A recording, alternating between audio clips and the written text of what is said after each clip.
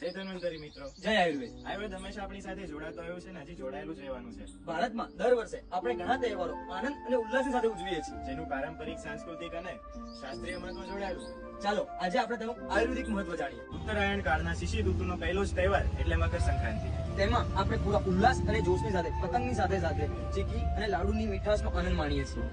વાત સમન માટે આપણે તલનું સેવન કરીએ છીએ. તેની અંદર સ્નિગ્ધ, ઉષ્ણ, મધુર, કટુ, કસાય જેવા ગુણ હોય છે જે આપણી માટે લાભકારક છે.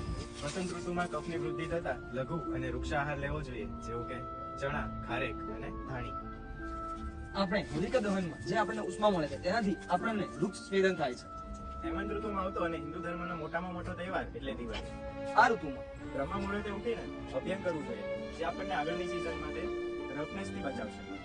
આ ઋતુમાં આપણી અગ્નિ પ્રદીપ્ત હોય છે, જેના લીધે આપણે વિવિધ વસાણાઓનું સેવન કરીએ છીએ. તેનું સંપૂર્ણ પાચન થાય છે અને આપણા શરીરને પુષ્ટિ મળે છે.